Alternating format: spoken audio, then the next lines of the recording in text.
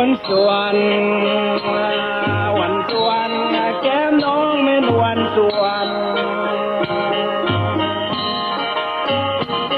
สวนเอ๋ยสวนกล้วยตานีหวานแม่น้องกินน้องทานยังเรางามน้องการแต่ง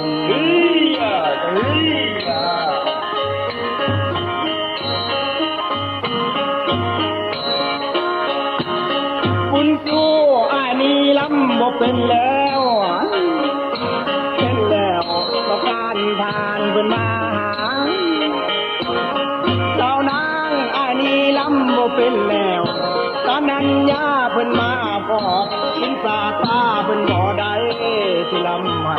เพิ่นฟังเอาเจ้ามานี่ล่ะกับรู้เจ้ามานี่ล่ะ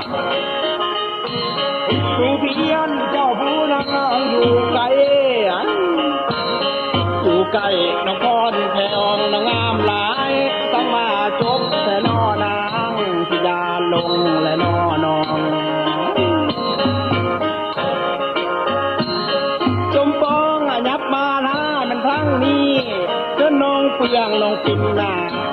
ยับมาน้องหาพีสู้ครึ่งน้องขึ้นเลยดอกนี้น้องอาถึงคิด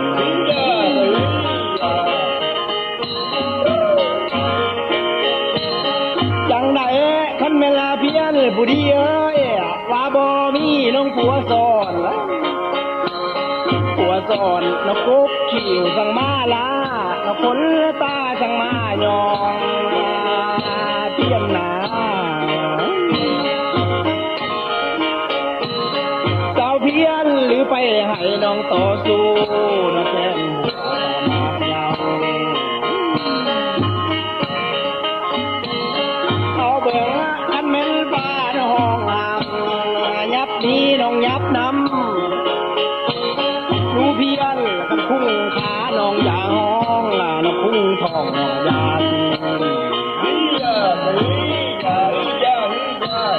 ทันว่าทันบ่ได้เป็นศาสตร์นี้ศาสตร์นี้ระวังว่าสิเอาไผไอ้บ่เอาดอกเมียยามสิอยู่ยามน้องแม่น้องเอาแม่เอาเบิ่งดูแม่นน่าสู้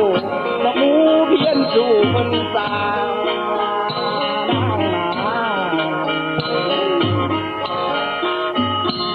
เสียใจขนูเพี้ยนแก่บ่ได้ระวังไม่แม่หำมา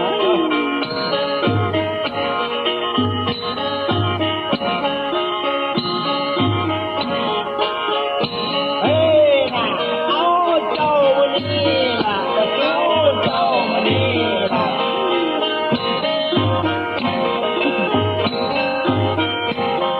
ไม่หอว่าบ่มีเจ้าสองซ้อนต้องหำซ้ายสั่งมายอนเป็นเดวิไซเสียงเพชรสุดไปเฮ็ดเจ้าตอกตอนแขนไว้อยู่วางหาง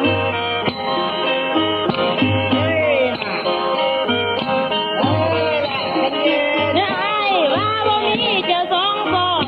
จ้องหูซ้ายสั่งมาลาสันเดวิไซเนื้อไอ้หรือไปหลักเจ้าตกมาเขาบอกกันยังมา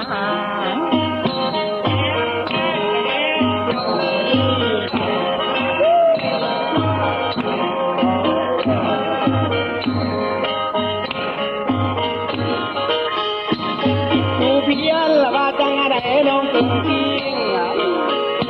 ตึงดีน้องแก้วแหวนน้องตั้งสองขอให้มองน้องลำหาคำลำในมาน้อง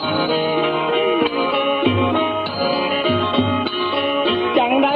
ว่าบ่มีน้องผัวซ้อนเสียใจว่าบ่มีน้องผัวซ้อนตั้งมาเป็นน้องยับยาง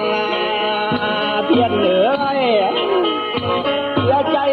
เลี้ยวเบิ่งสองน้องผักขาน้องวีกล้วยดอกบ่ปาน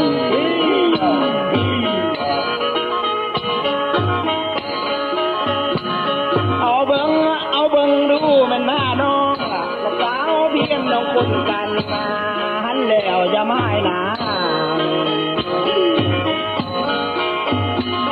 เจ้าเบียนเด็กกาเด็กน้องมาแล้วเป็นจังไดน้องหมอลำก็เป็นยามน้องลาวแน่เพียนเลยเสียใจ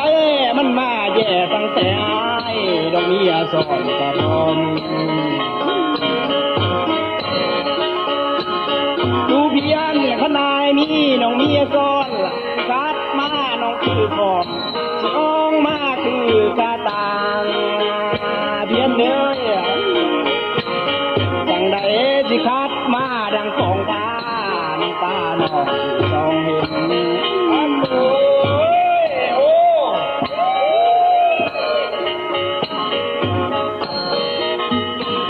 ดูเพียนเจ้าผู้น้อยน้องดองแดงน้องแดงน้องเปลี่ยนสมัยสุด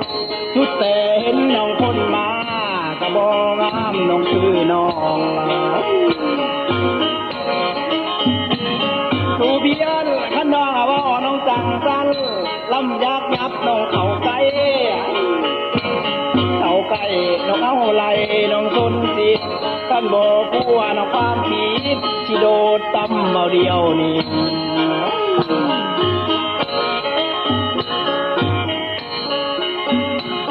บัดนี้พ่อแต่เบิดกระบวนบัน